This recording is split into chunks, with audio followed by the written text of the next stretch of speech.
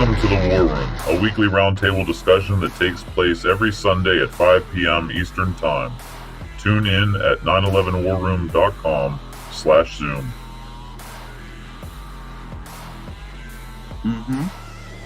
Hey guys. Well, to start off, I am on day, 14, 15, 16, day 18 of having COVID. I'm about, I'd say 80%, still very much in my lungs. Very lethargic, tiring at times, or just have to chill, and it's very exhausting. One thing I do, from what I've learned of all of this, if you do get it, the first 5 days is essential to try to take care of this before it gets too bad on you. And I did not make it before the 5 days, so it really whomped me hard there.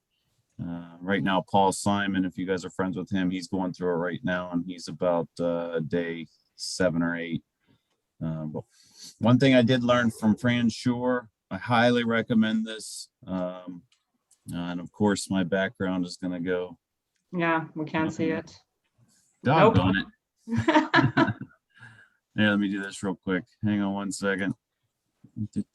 Background filters, none. It's food grade hydrogen peroxide. You can get it from Amazon or wherever. It's 3% solution. So you get saline solution and you get this. And try not to make it too complicated. You want to make a 2% solution. All I did was I mixed 10 parts saline solution and 1 part this, and that's 10%. And it's a little strong with that.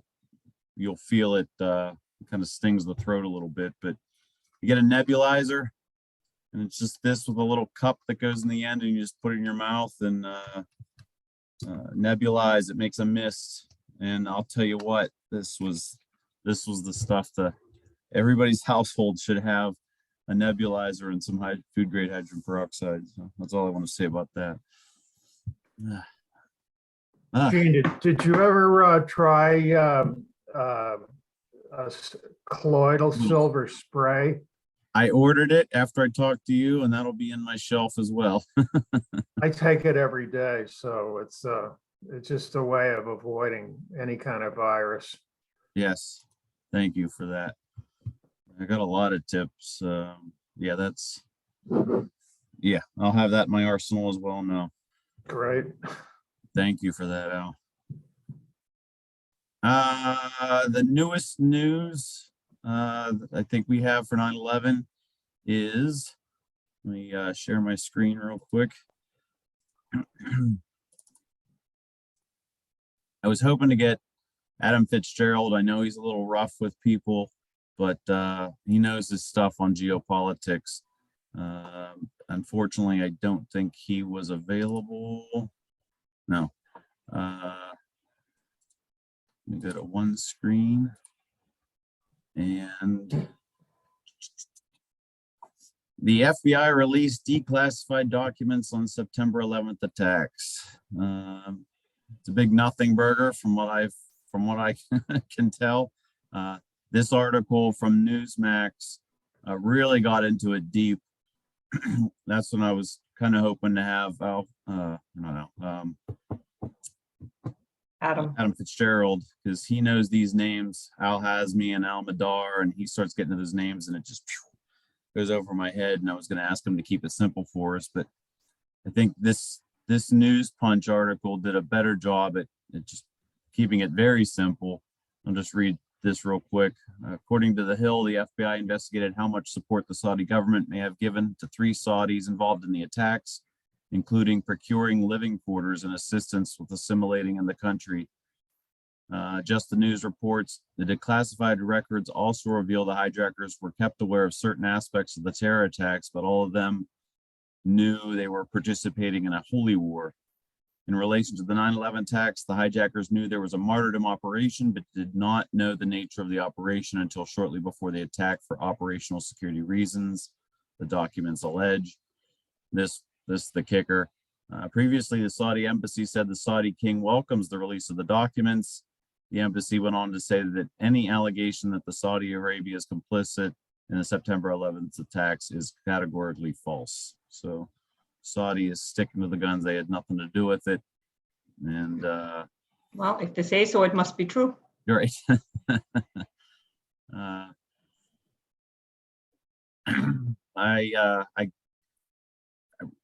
The lawyers committee had asked if anybody wanted to get into looking up the Motley Rice lawsuits, which is what this is. I presume there's one and the same. But that's a lot. The legalese I just can't understand. And I don't know about how you guys feel about this, and I just don't know how much of this is a red herring for us. I really think the lawyer. Well, Gene, it's the FBI. Yeah. I mean, who's going to give any credence to anything from the FBI at this point? I mean, I don't. You know, True. if anybody else wants to, fine. But the obvious implication here is that Saudi Arabia did it. This is nothing new. Nothing new about this 28 pages. Saudi Arabia, you know, I would say it was worse than a nothing burger. Yes, right. I agree with you on that. There's a whole lot of stuff coming out right now about the FBI being complicit in a bunch of homeland terrorism. And I think it's becoming more and more apparent just how much our intelligence agencies are complicit in a lot of the terrorism that goes on in the United States. And it's a shame.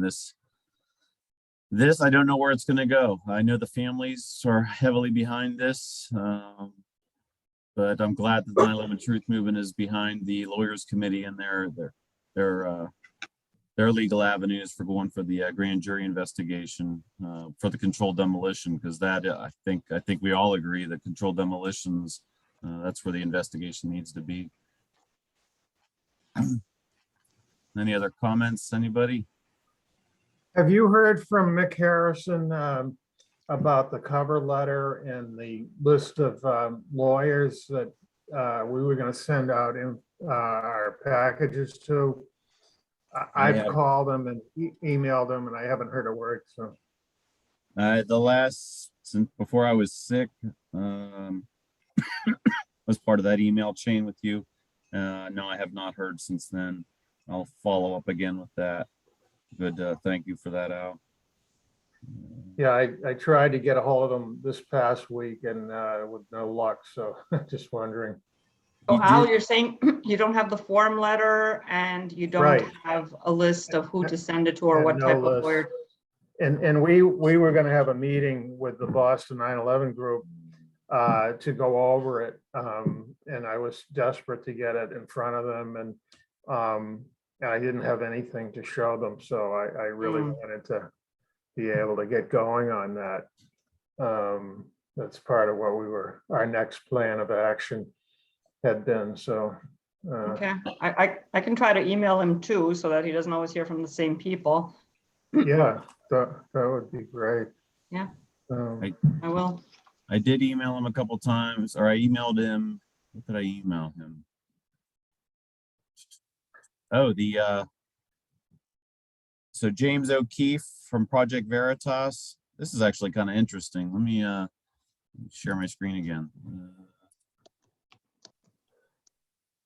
This kind of loosely has to do with 9/11. Books from Schmick. I really thought Mick needed to hear this. So the FBI and the Southern District of New York raided Project Veritas journalist homes. So what had happened, this goes on with Ashley Biden's diary. No one knew for sure it was legit. Make a long story short, there was a grand jury investigation into this information with the FBI, and for whatever reason, the New York Times got a hold of it and approached this journalist, and I'll just read this last part here. But while the Department of Justice requested us not to disclose the existence of the subpoena, something very unusual happened. Within an hour of one of our reporters' homes being secretly raided by the FBI, the New York Times, who we are currently suing for defamation, contacted Project Veritas reporter for comment. We do not know how the New York Times was aware of the execution of a search warrant at our reporter's home or the subject matter of the search warrant, as a grand jury investigation is secret. So it's kind of interesting because for these same reasons that Mick's trying to get information on our grand jury investigation and the controlled demolition of 1, 2, and 7, and the Southern District of New York won't let us know whether or not the grand jury investigation has even started or not. Here we have a New York Times reporter somehow got wind of this search warrant and a grand jury investigation. It's just, the Southern District, New York Attorney's Office is so corrupt, so incredibly corrupt. And I just hope that he could use this in some way or another. It's just fascinating. That's all.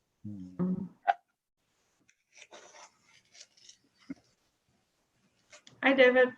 I just wanted to check in and say hi to Gene. Welcome back to the world of the living here. Thank you, sir. Good to see you. It was a So, great interview with you and Richard. I enjoyed that very much. I saw that you did update your video on one of the top half of World Trade Center Right. 2. yeah, the earlier version of that was influential with Niels Harrod apparently, but it was done very crudely with the klutzy stuff I had early on in the game. So I've learned a lot more about working with videos since then, and so I was able to get a smoother view of what's going on there. That was very nice that you got to bring up 9/11 Speak Out and show them some of your site. And I'm not going to be able to stay on a long time, but I just wanted to make sure I checked in and said hi, and I'll stay on a little while, but then I'll just fade away and just don't take it personally. all good, all Yeah. good. I appreciate it. David, while you are still here, though, if it's okay for me to ask, and you don't need to answer, how did you feel that video session with Richard went from your angle? It's Was pretty it- disorganized. There were I should have gotten on with them for at least an hour's worth of debugging all the technical stuff ahead of time. I got down a half hour before the show started, and we just had infinite problems, just simply me sharing the screen and being able to do a video. Turns out I found out 5 minutes before go time, I needed to be on Chrome, not Firefox. Some of the controls weren't visible on Firefox. I had to do it on Chrome. And I don't use Chrome. Fortunately, I had it installed. So I switched over, but I had none of my tabs. Everything was in disarray. And everything I brought up, I had to go hunting for it manually, as you saw. But I had it all organized on, the way I was originally planning to do it, but it got all thrown up in the air. So that was very frustrating. But I thought it was overall a good session. We had a good conversation. I very much appreciated that you guys stuck to 7 and Manhattan and decided to hold off on the Pentagon for another conversation. Well, the Pentagon's going to be a separate conversation. Yep. And I've got a lot to say on that. That's actually, I think, valuable to be said. So I don't adopt the view that it's a taboo topic. I think it was legitimate for AE to stay away from it as a way of keeping their focus with, the focus that they have. But there are legitimate questions to look into, and there's legitimate evidence to bring to bear on the Pentagon as well. And it's just because it's a chaotic mess right now doesn't mean that there's not order that can be brought out of the chaos. So anyway, that'll be a later conversation. I agree with how I think Richard is taking care of this, and that he would like to go through iterations of bringing up the different perspectives, worldviews of the Pentagon, and then at some point down the road, having people interact with it. And I think it's fantastic. And you're right, it's a very chaotic topic. So it is. Well, it's not a chaotic topic. It's been made into a mess by people who are not focused on evidence, and they're bringing in stuff that's basically throwing out every single bit of evidence as the first step of their theory. And that's actually literally what's going on there. So that's the thing, is if we have an evidence-based conversation about the Pentagon, I've got a lot to say. Hey, David, I haven't noticed you presenting really a lot of evidence. I've watched your videos. They're unimpressive, dubious. I'm sorry, but there's a lot of evidence you just don't talk about at all and totally ignore. And you come in with this video that's very suspicious with like one little frame and somebody saying it's a doctored version of the video anyway. Well, this will all be discussed. Let's keep it easy for me here on this. Yeah. Have you, out of curiosity, have you gone through the series that Wayne and I put together? Because that's where we lay out the evidence. Well, I don't think. Have you? I just wanted to know as a background information, if you're coming from having seen that I already. honestly don't know if I've seen it all or not. I probably haven't. Well, if you go to 911speakout.org, go to the Wayne Costi tab, that is what we have to offer on the evidence, and that should be a starting point. Okay, let me take a note of that. I will do just that. I don't want to discuss it here necessarily. Excuse me. I'm just saying that's. Could you repeat that, please? 911speakout.org, and then the Wayne Costi tab or the Pentagon tab. Either one of those will get you there. 911speakout.org. Yep. Okay, thank you. That's my website for all of my research. And then the Wayne Costi tab is he did a big presentation that was totally unwatchable. It was one big 5-hour PowerPoint, if you can believe it. And so I persuaded him to allow me to re-narrate it. We broke it up into little chapters, and it's very watchable, and it's smoothly narrated. So it presents the evidence. So that is what I consider a starting point on being aware. Sorry. Okay. So, David. I don't know how to turn this off. Sure. It's a very contentious issue, and I don't want but there is intelligent conversation that can be had about it. So that's all I'm saying. So there. David, just a quick question. Was that the agreement that you and Richard had going into this last week, that this week you were only discussing 7 and the towers, and then at a later date you would address the Pentagon? Is that that's what he wanted to do, and that's fine. And I've done a lot of work. Some people think all I've done is look at Pentagon stuff. That's not true. Right. And even some of my most recent work is refining some of the stuff on the World Trade Center issues. So did you guys all see the video I just posted just the last day or two? Yep, I posted it. It's a remake of in Niels Harriot's interview. That's what got me going. In Niels Harriot's interview with Richard, he talked about how the fact that I showed that fragments being thrown out of the Pentagon literally exploded midair. And then you can also see that that's the source of the white smoke. And then you see white smoke everywhere. That really clarified for him. I didn't realize I had that influence on his thinking on that, but apparently it did.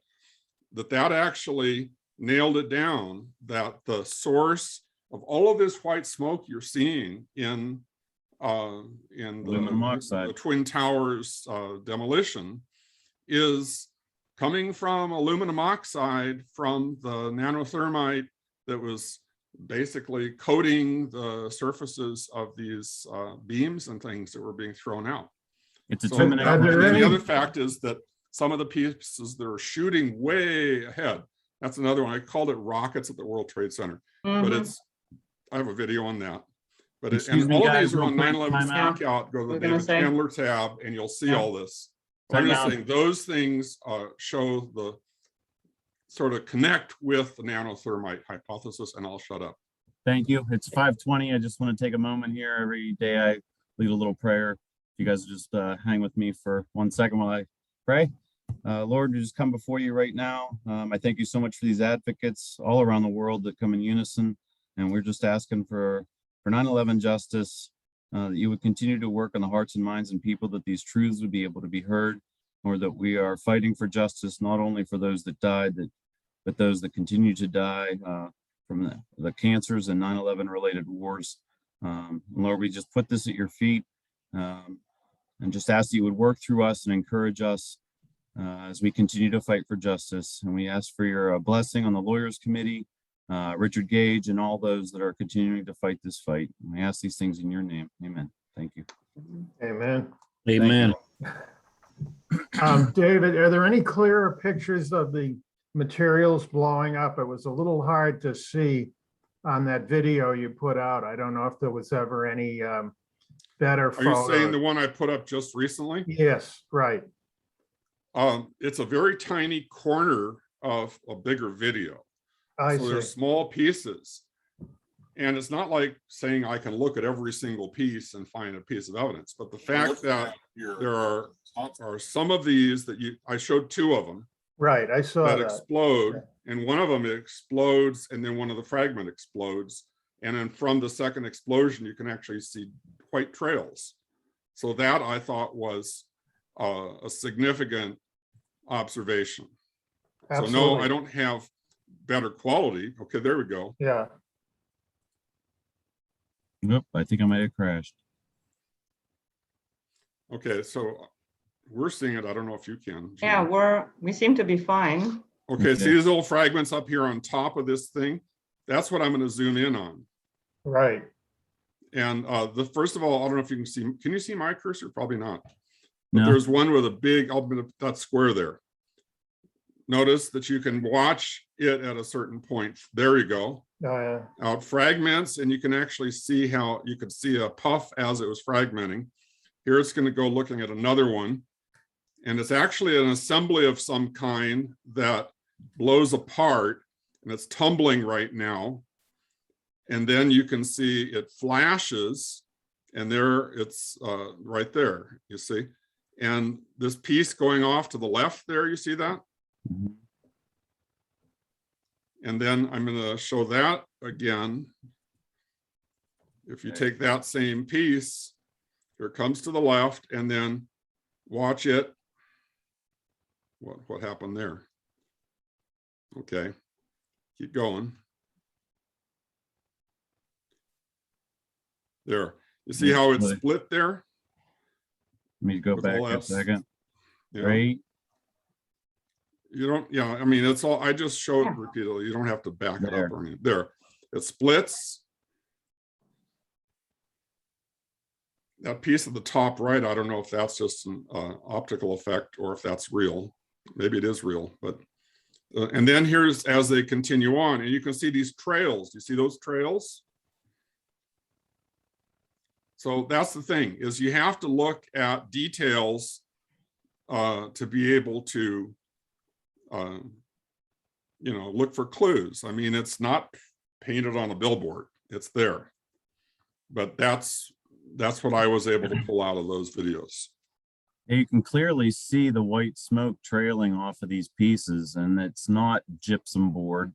It's would be the product of nanothermite, which would be the aluminum oxide. It's fascinating. Thank you for that. Yeah, that's a real important piece of information to look at. Mhm. Did anybody else hear the first time David started talking about this right now? I thought I heard he was talking about white stuff coming from the Pentagon. Did anybody else hear that, or I might have No, just I wasn't saying that. No. No, just one single instance. The word Pentagon seemed, I probably missed. Yep, we have one person who heard one instance of Pentagon. Okay, thank you, Okay. Ross. If I misspoke, sorry. I was talking about the South Tower there. It became clear what you were talking about very quickly. Well, thank you for that, David. Thank you for checking in. Anything else new? We got the FBI releasing that information on the Saudis, the big nothing burger there. David on Richard Gage is unleashed. I'm unaware of anything new in 9/11 Truth. Anybody else? Oh, I have something. I was watching Dan Hanley, the pilot. I don't know if you're familiar with him, but Yes. He's put before, he sent out letters to all the congressmen. He's been trying to force the issue that, you know, in his letter to them and in the FOIA case that, you know, there were no Muslim hijackers, that the planes were flown by autopilot. And he has all of his pilots that have gone on record. He's doing some great work. He sticks strictly to what he knows, and it's a compelling case. I really, my hat's off to him, because he's really had a tough time in his life just over this whole thing, what they did to him. So it's a great thing to promote if you happen to send it out to your email list. And obviously he's looking for some donations to help him as well. But I would say that's an important part to follow up on. Alfred, would he like for other people to do the same? Because Gene compiled a list of 500 senators, congresspeople, and whatnot when he sent his postcards to every single one of them, snail mail. So he has that list that he can make available to anybody who might want to do the same.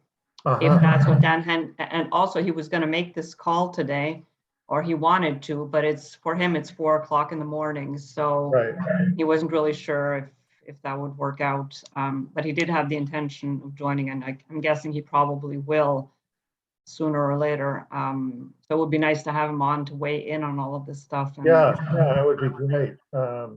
He's a no nonsense guy that, you know, is just strictly focused on what he knows about flying, and it's really good stuff. I enjoyed listening to him.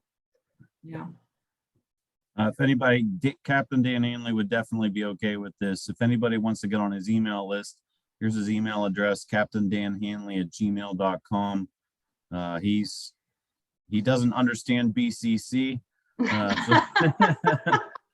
he emails everybody. But yeah, he no problem on sharing the information he does, and he does do a great job. His heart is in this 100%.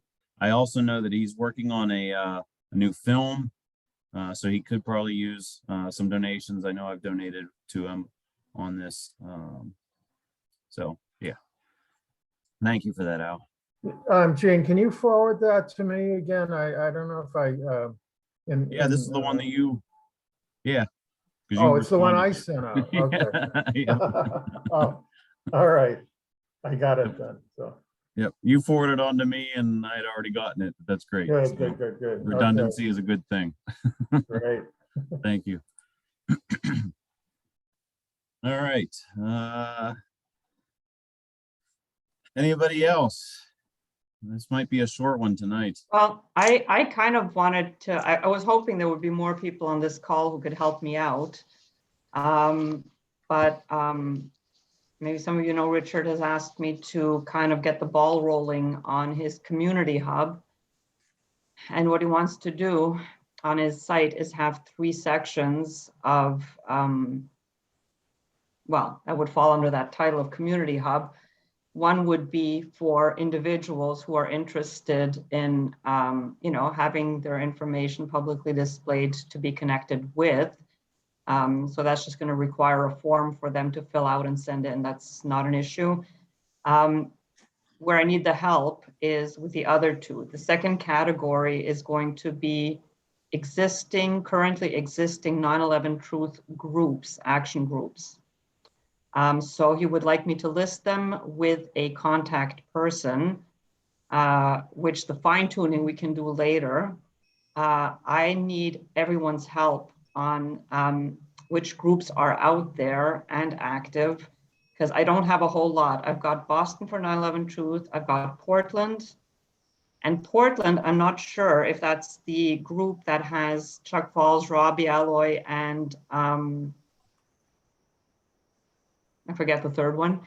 And because I know that David Fura is in Portland also. So I don't know if he's part of that group or if that's a separate group.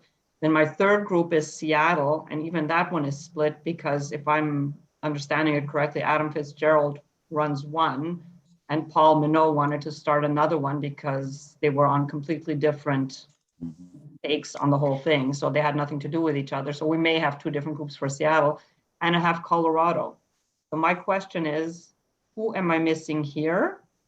And my second question is, his third category is he wants to list all the groups that are independent of geography, that are basically existing virtually.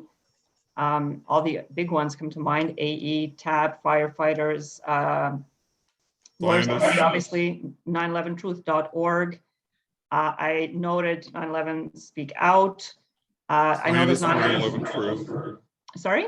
Scientists for 9/11 Truth. Okay, so this is the thing. This is my other dilemma, because I have Scientists for 9/11 Truth jotted down as a group.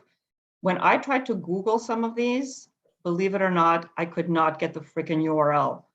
Like if you try to put Scientists for 9/11 Truth as a URL on Facebook, I know. you can't even get it posted. I know. I'm I know. assuming that Google is discriminating against it. I all listed at the bottom of truth911.org. What? Are you sure about? Because I checked. If you take an article that's on Scientists for 9/11 Right. Truth and simply want to take that URL and post it on Facebook, you won't even get it posted. No, before it even gets yeah, there. I remember it, that this happened like a couple of years ago. Yeah. Yeah, obviously there's something there that's not right. You're right, Gene. I forgot that they're all at the bottom there. Yeah, Scientists for 9/11. I remember you had the big ones, but I forgot you had the little ones. It's not 9/11 science. Oh, see, it's Scientists for 9/11 Truth. Well, that's interesting. That's an obsolete URL. It's Scientists for 911 Truth. I bought it, David. or org or whatever. What? I bought Scientists 911scientists.org to redirect to your site because I was trying to get around the Facebook censoring. Oh, this was a way of doing a secondary thing. Yeah, but then Facebook censored this as well. So it's ridiculous. For those that don't know, if you're in Facebook and you try to, this is ridiculous. Here, I can even just show you.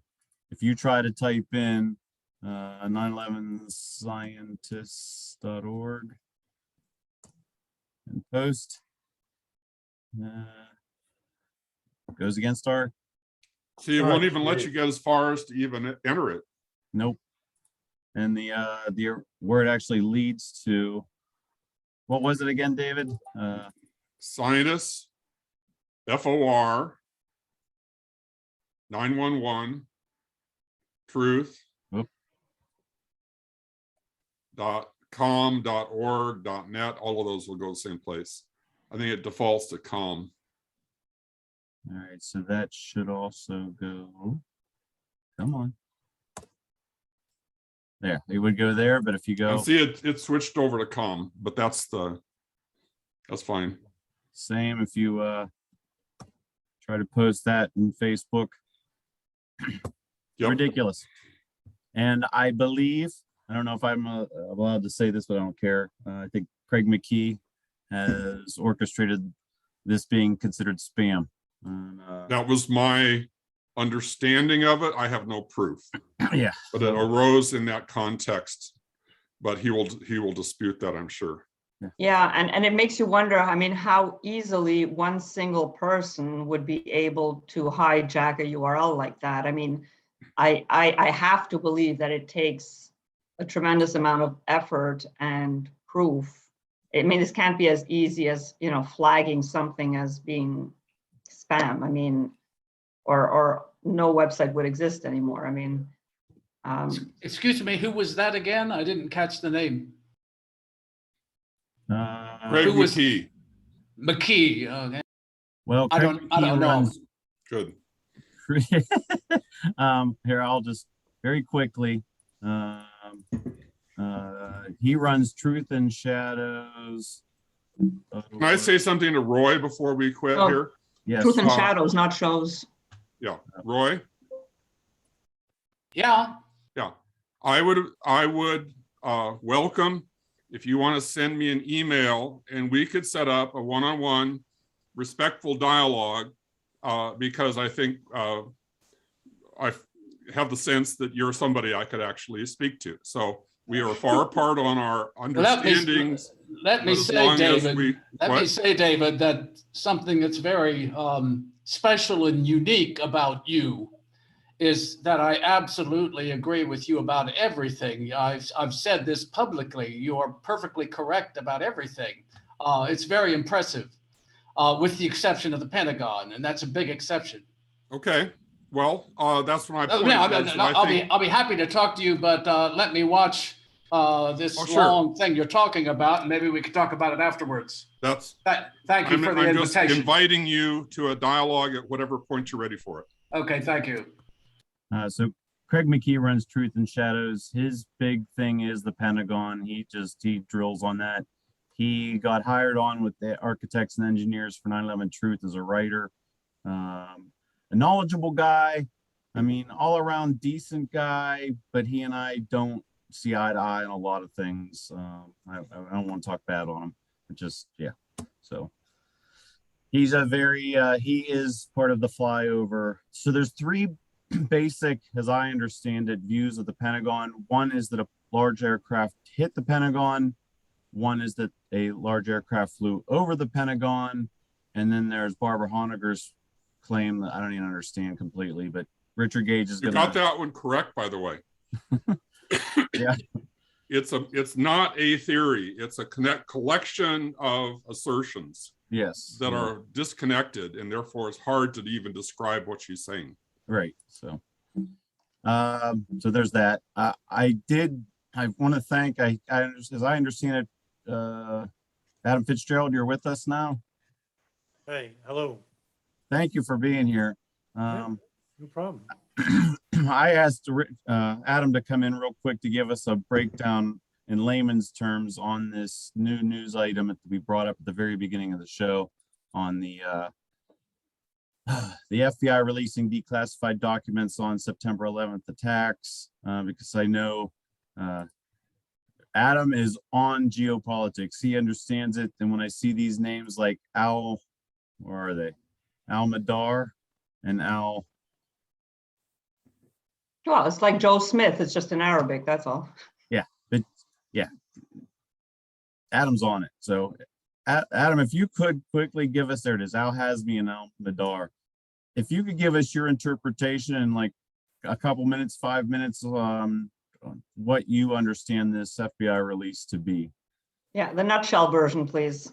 Yes. Wow, 5 minutes. Not the 6-hour version, please. No, I don't blame. Yeah, but 5 minutes, boy, that's going to be hard.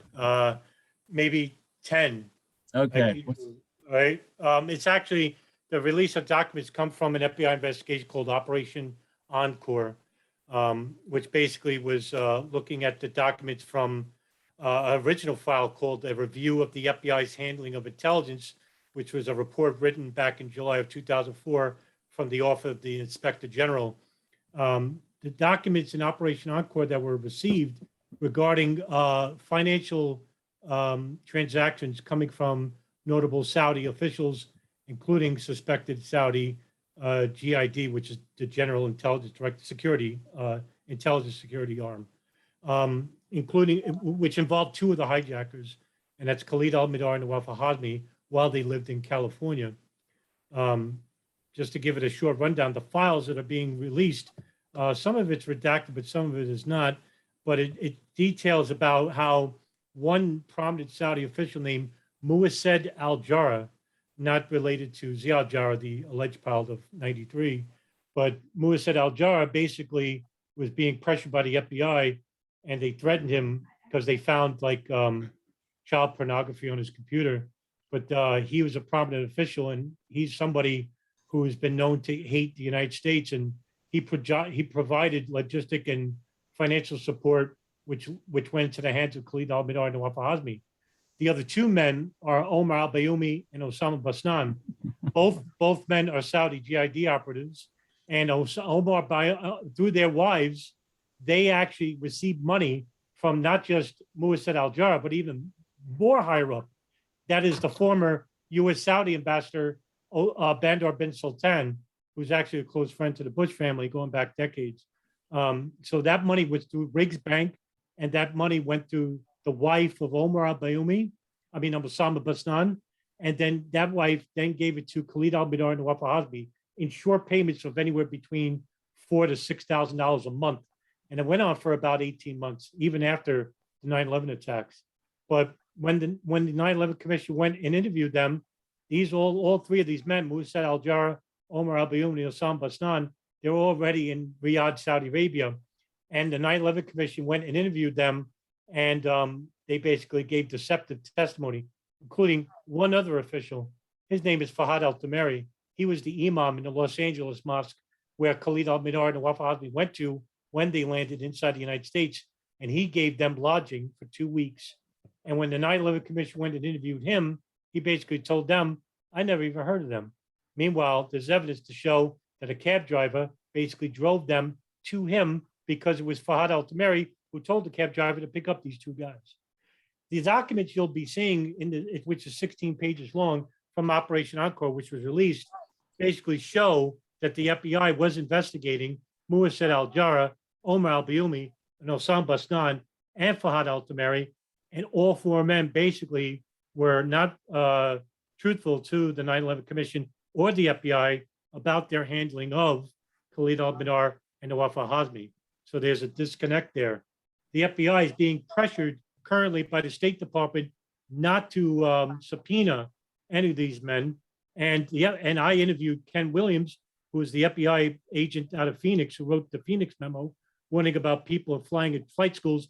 And the FBI told him not to help the victims' families in their investigation into the Saudi officials.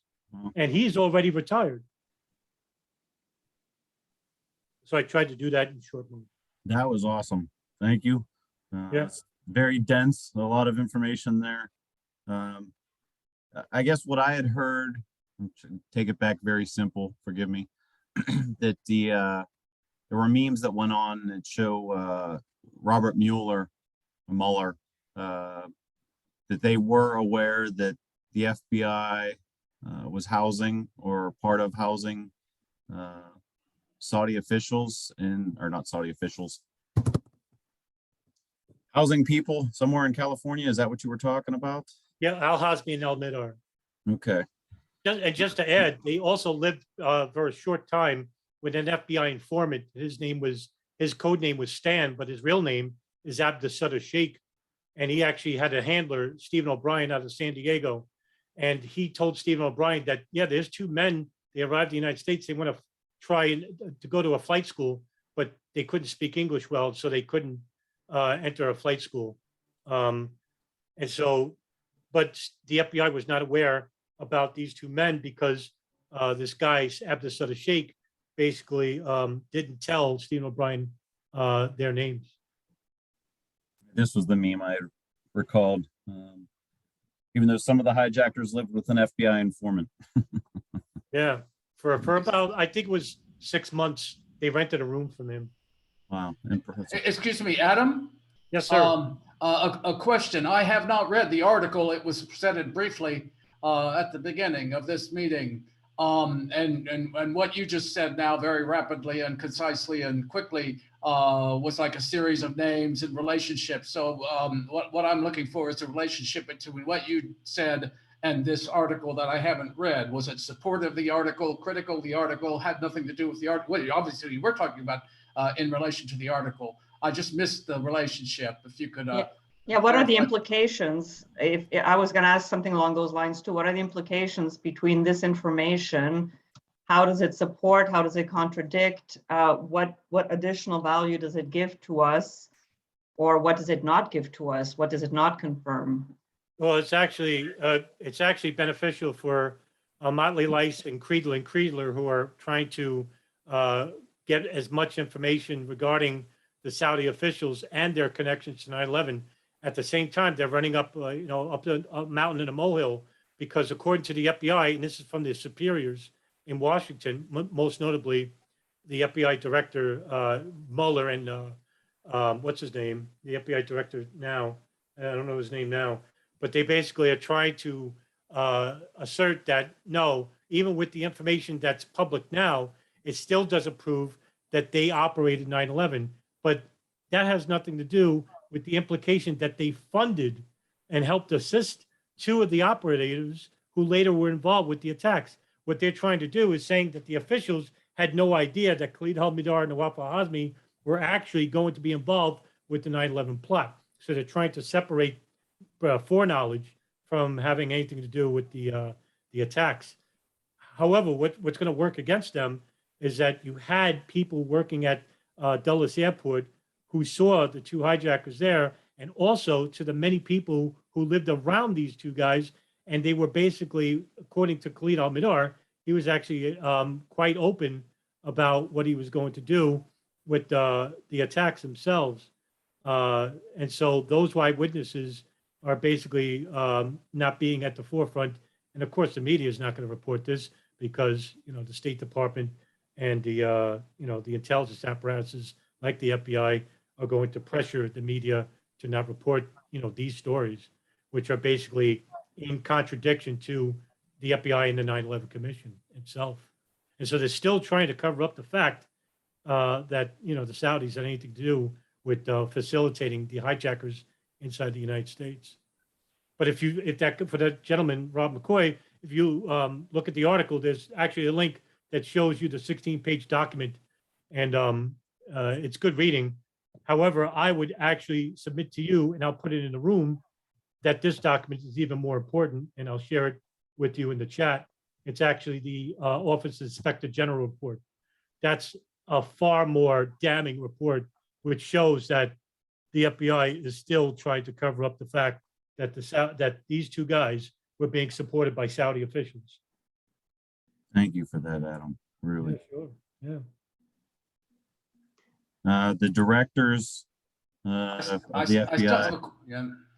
Hang on one sec. Christopher Wray right now is Christopher Wray.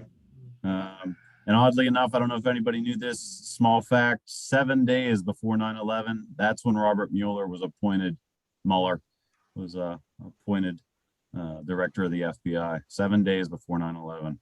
The director before Mueller was Louis Freeh, and actually Louis Freeh was friends with the GID head director, Prince Turki bin Faisal. And Prince Turki bin Faisal is actually friends with Osama bin Laden. So. Well, I know that gentleman, Prince Faisal. He was a guest of our rock and roll band in Ohio in 1965. It was a fun time for all. I got a letter from him afterwards. He didn't say much about 9/11. Wait, go back to that screen for a second, because I wanted to ask, because I just noticed that the guy that you just mentioned being the director before Mueller was not actually, he was Freeh was two directors before. There was a guy right in between. He's the Thomas Picard. He's the acting director, not the. Oh. Yeah. Okay, gotcha. Okay. I just thought it would have been curious if he was only on board for like 2.5 months. Yeah, no, he wasn't there for long. Okay. Any other questions for Adam? Yes, I do. It seems apparent that he suspects high-ranking FBI officials of being rather involved in the 9/11 operation. Is that true? It would seem obvious. Well, I wouldn't say that. I would say they're covering up the fact, for sure. They're covering up the fact that, and a massive cover up afterwards. Beforehand, I don't think so. I think there were certain FBI agents who were trying to do the right thing, but were silenced. And I interviewed two of them, Mark Rossini and Ken Williams. There were others like Robert Wright Jr. I just interviewed Colleen Rowley yesterday. They were all adamant about, hey, there's a lot of people who are militants who are training at flight schools, and that they have connections to Al-Qaeda, and FBI superiors like Robert Mueller and Louis Freeh and Robert Spike Bowman in Minnesota they all just basically ignored it. Now, whether you want to say that there's even a bigger conspiracy and that they knew what was going to happen, good luck trying to prove that, because I don't think that's the case. I do think that you had people who were ill-equipped to deal with counterterrorism, but you also had certain people in the FBI who basically knew what was going on regarding some of the hijackers, especially out west, and basically didn't want to do anything with it.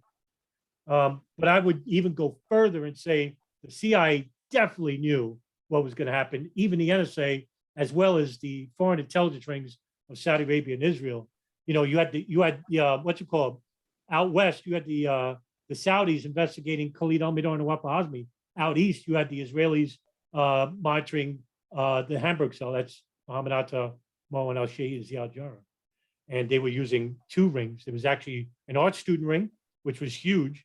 It was approximately 250, 300 people. And you had about approximately like 60 people involved with the moving front companies in Florida, New York, and New Jersey.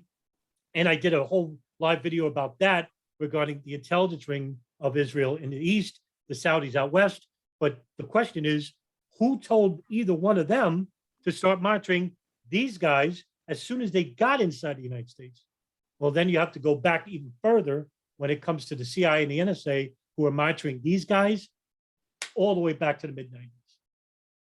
With the NSA. Okay, yeah, actually, you anticipated my question that I hadn't quite gotten to presenting, which was supposing that you suspected high-ranking officials of the FBI of some involvement in the operation, which you haven't really exactly confirmed. The question would have been, who else do you suspect in the U.S. government of being involved? And you've mentioned the CIA and the NSA. Yeah, because the NSA had two wiretaps on two lines. One, Osama bin Laden, which lasted from 1992 to 1998, and the Al-Qaeda hub in Yemen, which was from 1996 to 2002.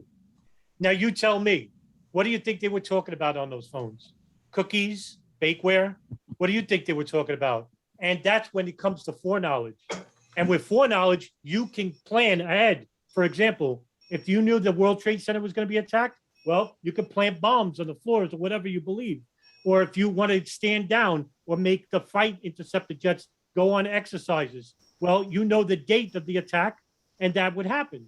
That's exactly what probably happened. Can I prove it? No. Can I make a good argument for it? Absolutely. Sure. This is why I love Adam Fitzgerald. They had information. Well, how about the Pentagon, Adam? Do you suspect any particular people at the Pentagon of involvement in the operation? I think there's a lot of suggestions that various people in the Pentagon were involved, and all of the complex, the planning for that part of the Pentagon being hit by the whatever it was, for example, and right. I just did a video about this before I came in the room. Actually, the Pentagon issue is basically figure it like this. You already had Dick Cheney on the phone talking to somebody, whoever that was, I don't know. But there was a naval aide that came in. His name was Douglas Cochran. He told him that the plane was 50 miles out. Plane's 40, 30, 20. And when the plane was 10 miles out, he basically, sir, did the order still stand? And Dick Cheney quipped around and said, well, of course the order still stands. Have you ever heard anything different? What do you think he was talking about? Was he talking about a shoot down order? No, because there were no intercept jets in the air. That's a stand down order. And that's not a stand down order for a missile. It's a stand down order for the plane hit the Pentagon. But then they tried to change the timing of that, saying that he was in the PEOC. Yeah, right. 15 minutes later, talking about he was shoot down in 93. No, he was talking about the not shoot down of the plane coming in. Yeah, that's right. And that, you know who confirms that? Liz Cheney, his wife. She wrote notes, which is on scrib.com, about the timing of the plane that was coming in and the naval aid coming in, and all perfectly in symmetry in regards to the timing. So yeah, do I think it's convenient? It hit the area of the Pentagon where the West Wall, where there was an investigation into the non-allocated $2.3 trillion. Yeah, but that's not a big deal, because now guess what? Now the non-allocated funds are up to $18 trillion. The Pentagon wastes money. They're the biggest waste spenders on the face of the earth. So yeah, I think Flight 77 crashed the Pentagon because guess what? Donald Rumsfeld basically said when the plane hit the Pentagon, it was an act of war. You would think it's an act of war when it hit the World Trade Center. No, it was only an act of war when it hit the Pentagon. military. That's why we went to war in Iraq. And Thank you for that. I think we'll wrap that topic up. Thank you so much, Adam, for being able to impromptu come on in and be able to share that information. I love your ability to cover geopolitics and your heart for it. And thank you again. yeah, sure. I'll hang around and watch. Ross, you wanted to bring up the Fran Shore denial psychology. Oh, you're muted. There you go. Yeah, I'm sorry I didn't phrase that very accurately there. I just wanted to bring up the psychology of denial aspect of our interaction as activists with the public and individuals.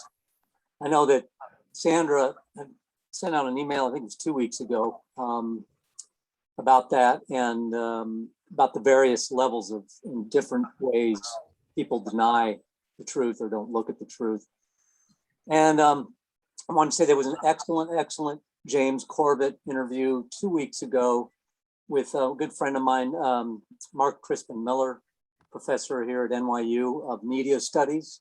Mm-hmm. That was an hour-long Corbett podcast, but Crispin is, of course, one of the 9/11 activists too.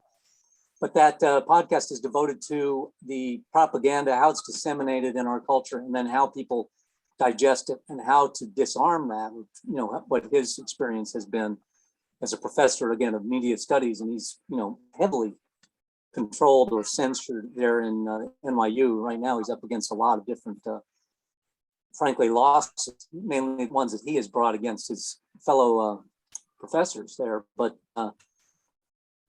that is a must-hear podcast, I think, if anybody in terms of activism wants to hear how do you approach somebody with those types of prejudices that, of course, are daily drummed into our heads from the mainstream media. And so all of that I just said is described in a very intelligent detail by Mark Crispin Miller, who I consider to be the expert on that. And of course, James Corbett is also an expert. He just sat back and listened for that whole hour. Corbett did. He barely interjected one word. So that I think is a must do. And I'll tell you, I was on my own activism with the Truth Tellers Volunteers. I'm almost at 800 miles on the skateboard. Of course, that translates to conversations and photographs and coverage for the truth groups. And yesterday was a huge day down at Ground Zero at the museum.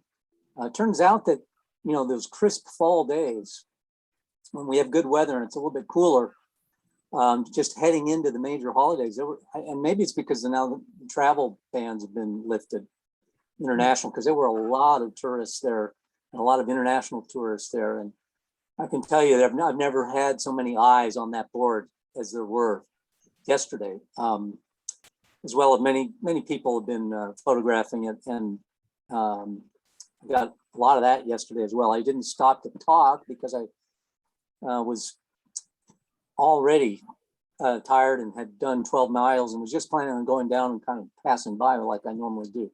But it shows me that that's Ground Zero. I'm getting ready to have the courage to go down there to the memorial, into the memorial with the skateboard and with these t-shirts on. And, Fern Tishman was going to go with me. And hey Ross, let me know when you go. I'll go too. This is Deb.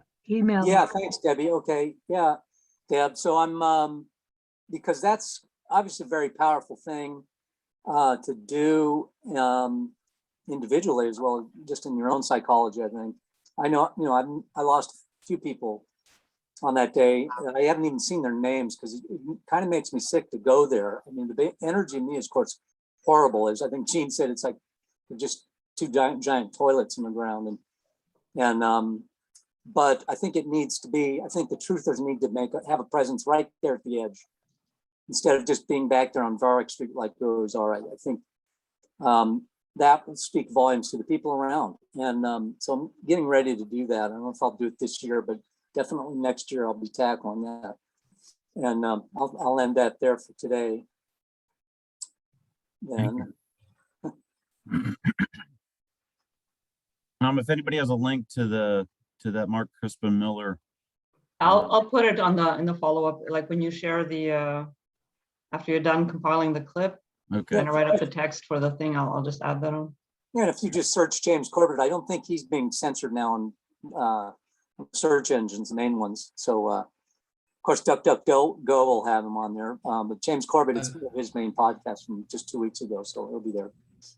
I saw that interview. It was very good. I'm wondering what I can't see the bottom of your shirt. I see 9/11 was what was an inside job. That would be Anne, a false flag. Okay, thank you, thank you. Classic shirt. Yeah. Well, my screen is frozen, so I'm hoping the recording keeps going here. But anything else anyone has? Well, if I could just come back because we got sidetracked. Yep, sorry, yes. That's okay. It wasn't your fault.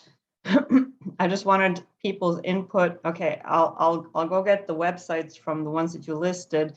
If there's anybody who can think of any websites, you know, even 911research.net, isn't that? Or is it World Trade? I can't. Anyways, there's several, and there's individuals that have even Ken Docs. I want to put Ken Docs up. You know, anything we can think of that's not necessarily like large scale, but still has an impact. So, if anybody can think of any more groups that are out there, and as far as the cities, who am I missing aside from Boston, Portland, Seattle, and Colorado? Because this is really pathetic. DC is one, isn't it, Sandra? And I thought there was one down in Florida. I don't know, Trina, Maria, or one of those groups. Well, I know that they're all there, but I'm not sure that they have an actual group or a website or. I think Diana Castillo runs the one in DC. Right. Okay, so I'll contact her. Phil Restino has one in Florida. Oh, that's right. It's Phil. Right. You're right. And there's one out in California in, is it not Santa Cruz, but what am I thinking? Down by the naval. Truth, did they? What is it? Isn't Sherry Jacobs Aspenleiter in California? Doesn't she have a group there? That's the one that transfer and David Chandler. Not sure. San Diego has a group. Yeah, San Diego. You're right. San Diego 9/11 Truth. Not sure that they're still. Anyways, I'll look. Either which way, I have to contact them all and just see, you know, if they have a website, if there's a contact person they want to put up there to write a small blurb about whatever it is that they do. So, Al, you're on the hook for Boston. Oh, great. But wait for the email. Like I'll Have you mentioned Colorado 9/11? Yeah, Colorado we had, yeah. Richard Gage has asked us, Boston 9/11 to be on his show on the 16th. Nice. I'm trying to figure out what we're going to say, but at any rate, that's the date. Yeah, he's really good at interviewing. I mean, he's really good at making it easy to answer questions. He doesn't ask anything that puts you in a corner or that makes it difficult. Like he really, you know, it should not be difficult. You know, good. Glad to hear it. Yeah. So that's it. So we got 1, 2, 3, 4, 5, 6, 7 cities. We need to, we're gonna have to work on that. Roy, what city are you in? I need to get Pittsburgh on the map. I will work on that. Pittsburgh. Anything in Montreal or? That would be me. Yeah. And if I were to go looking for fellow activists to team up with, the obvious other one that comes to mind is Craig, because the two of us are in the same city. So Craig I don't know. McGee? Yeah. Oh. Yeah. So and we, you know, we've met, we've gotten together. But you know, he's doing his AE, writing for AE thing. I think his Truth and Shadows is a little bit on hold right now. I'm not sure how interested he is in trying to form a group, but yeah, we'd have to build on that. Well, does TAP have a list of I mean, in cities or? Not of groups. TAP has a list of individuals. And, you know, I have to tread very carefully. I mean, I'm not going to go into the TAP database to, you know. Yeah. It's like I got to keep these boundaries very separate. But, you know, TAP was really good at getting a lot of people to sign up. I think they had like 4,000 people who gave their information. I'm not sure if they all wanted to be contacted, or I mean, anyways, I can't use that list, and I won't access that list. But yeah, I'm gonna have to you know, start building this, like, you know, really slowly, and just work on references, because I can't vouch for every group either. You know, Sandra, isn't it true that a lot of the groups are simply defunct?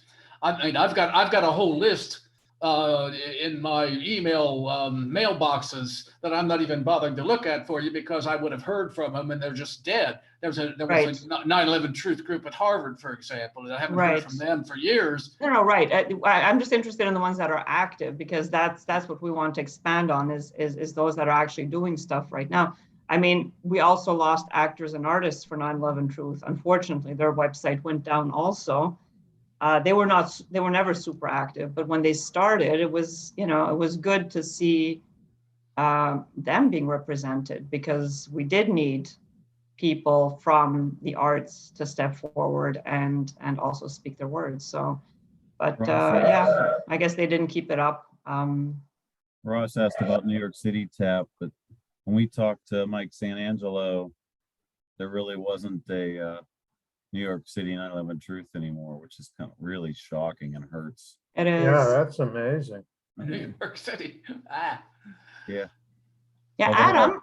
Everybody's just so fractured here. Everybody's gone off in different directions. Right. You know, And, you know, we talk once in a while, but everybody's just off in different directions. Right. Yeah, I think that's it. It's like, it's probably generally regarded as kind of passé. I know a retired professor and dean at the University of Maryland, for example, who will simply say over and over again, they won, they got away with it. You know, they got away with it. That's sort of a summary of his attitude about it. And, you know, speaking from my own personal perspective, the whole point of 9/11 Truth was to avoid that other bad things happen in the future, that if they could get away with that, who knows what they were going to do next. And I think we have that having happened and happening right now. And it's a shame that 9/11 Truth lost, because maybe people would have been mentally prepared for what's been happening lately. But, you know, that's not to say that I don't sympathize with 9/11 Truth. I still do. And I wish anyone in 9/11 Truth very well. And I'm going to be watching David Chandler's videos this week. Not that I think it'll, you know, produce any positive good in the world, but it's interesting. I've always been interested by it, and I've always confessed to deriving entertainment from it. You know, I'm not proud of it, but it has been simply an item of interest. I don't think we've lost. I mean, when you look at the Lawyers Committee, you look at guys like Dan Hanley, these people are doing great work. And I think we're at the top of our game in terms of where we're headed. I mean, finally, after how many years doing this, do you get real live, you know, court cases, you know, people coming out in the way that they have. I just feel bad that everybody's going off, you know, in other directions. And I'm having the same problem with the Boston 9/11 group. You know, they're tired of it. It's old hat. They think, you know, there's nothing to be gained from it anymore. Well, not that, but I mean, you know. Are you in Boston, Alfred? Yes, I am, yeah. Were you part of the group that did a 9/11 event at Faneuil Hall? Yes. In the middle of the winter. I think they were demonstrators for Ron Paul at that time. Were you in that group? I wasn't with Ron Paul, but it was the original Tea Party back in '06, and we were there and organized that whole event. That was a fantastic event. It really was. Yeah, I mean, that was the high point. It was annual for a while. Yes. 2006, 2007, 2008, 2009. I don't remember if it was 2010. And guess who has all the boxes? I have all the boxes that were dumped into the harbor. Right. My garage. We go back a long way. There's no room for the car. I love you guys. This is you guys are the diehards. We will never forget. We will never give up, and we'll never go away. That's my tagline, justice be served. And I want to reiterate what Al said. You know, we have 9-10 different legal avenues still in pursuit. Like everybody knows, legal things just don't happen overnight. And it takes a while to build the cases. And I just love what Mick Harrison is doing with the Lawyers Committee. They're struggling. They're trying to make new avenues and get some things going. I think this new film project that they're working on, they're looking to actually kind of give like a Law and Order kind of thing where they're going to present the evidence in a documentary fashion in front of a grand jury. The 60 exhibits for the controlled demolition of 1, 2, and 7. I think that'll be breakthrough. I think it'll be a collector's item. I've been pushing for this for almost a year now, emailing people, and they're finally starting to do it. And Richard Gage is super geeked about it. And I really think we're kind of set to pasture now. We have 20 years. I don't want to see this be another JFK, which at a side note, Roger Stone released some things I didn't know about that, and LBJ's responsibility in that. So, sorry, tangent. But I think 9/11, we're on a good course. And I think we just stick to our guns. And I thank you again for you guys being who you are and continuing this. Thank you for that.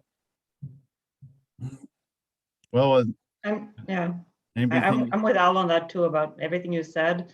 But also, I just want to iterate that this is, it's bigger than us, and whether, we get there, in each of our lifetimes, or whether it ever, this is just about making it happen and, keep on carrying it. And, as much as I'd like to see it happen and witness it myself, it's not going to have to be that, as long as it happens eventually, and that the record books, history books have it straight. Yeah. Doing the right thing. Yeah, the term, we stand on each other's shoulders. People will be standing on our shoulders. It's a good thing. It's inspiring. Yeah. Adam, you were going to say something? Yeah, I was gonna say something about trying to get new recruits into 9/11. I know it's going to be hard because it happened 20 years ago. So it really is going to be hard because, you're not going to get any help from the schools and media, and very few good reputable people left in regards to like information sharing. So I think what we're going to need to do is to get new people in regards to get them attentive about in the way through using unconventional means, probably. I had an idea once that, many years ago, I was a former graffiti writer, and I was going, I'm a criminal. So I was gonna start like ordering like stickers or cards, like business cards, and put like certain like links on it or something helpful on it, or links to like information, for example, right? Whether it be whatever, architects and engineers or whatever, and start putting them in like small business shops, coffee shops, on the trains, on the buses, This way you could get some, you could get some message out without looking too revealing, like instead of spray painting on walls, you know, what you wanted to do. But something like that, something that hasn't been done before. Because that's Adam, exactly, look at your screen, look at what Gene's showing.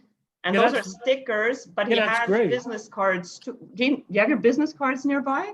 Ones with the No. World Trade Center 7? I don't, but I have those too. yeah, that's great. But we're gonna need more than you, Gene. So Yep. we're gonna, we need a lot of other people. Now, look, I'm not calling for like a revolution of stickers and memes all over the place, but I'm just saying, even for like business cards, we're gonna have to put them in a direction where the information is helpful and that we could use in court. So awareness is one thing, information is another, because I'm not worried about awareness now.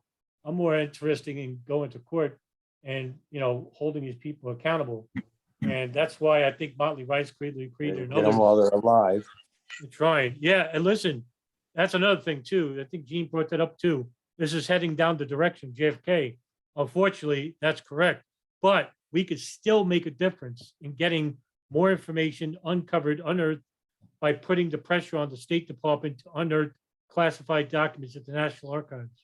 And me and Ed Brotherton and Nelson are actually working on getting maybe some details on urban moving systems in the CIA, actually, because the only person I know of that actually did that with urban moving systems, and you probably know the name, Gene and Sandra and rest of you, John Masseria.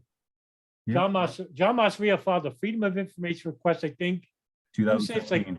Was it 2015? Yep. And instead of getting because there were 16 computers that were recovered by the FBI at this warehouse, which, by the way, I worked for a moving company, and 60 computers for a small company is unusual.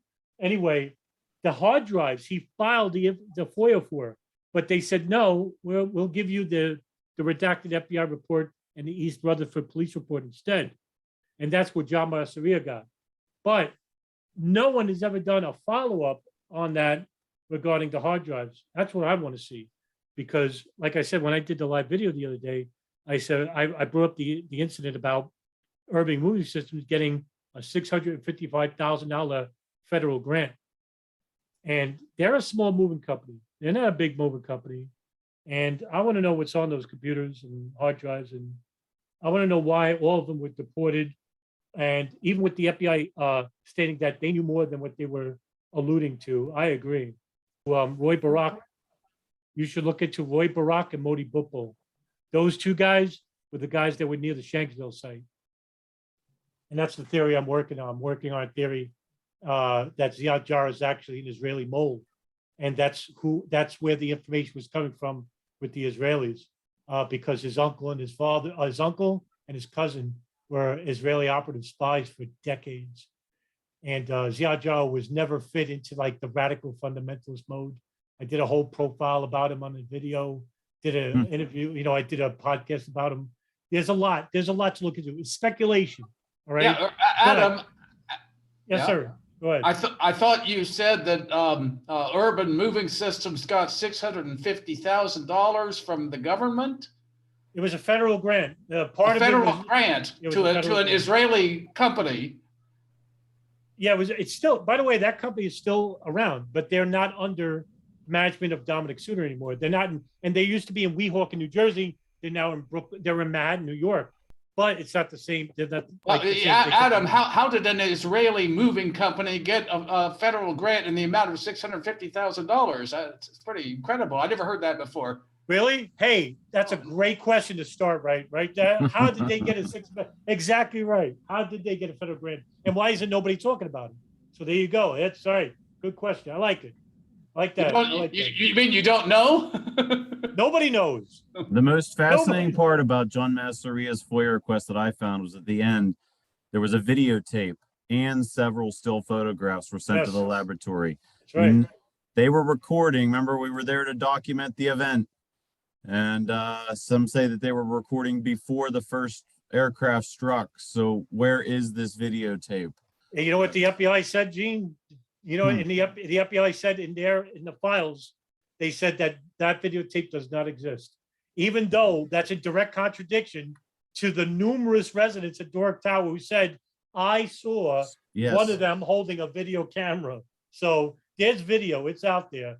I Yep. think the FBI is covering that up, to be honest with you. So, Yep. and also too, really important too, just want to make this real quick. 2 residents at Doric Tower also said they saw the white box truck that they were sitting on there at 8 a.m.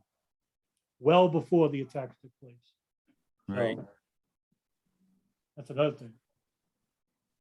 Yeah, here's John Masseria, May 29th. John Masseria filed FOIA request attempting to retrieve the data stored in the 16 computers. And I took a clip of some of his stuff there, but at the end there, a videotape and several still photographs were sent to the laboratory examiner. Yes, Gene, but national security. Yeah, yep, they can always throw that out. Might Well- jeopardize public safety, right? Sure.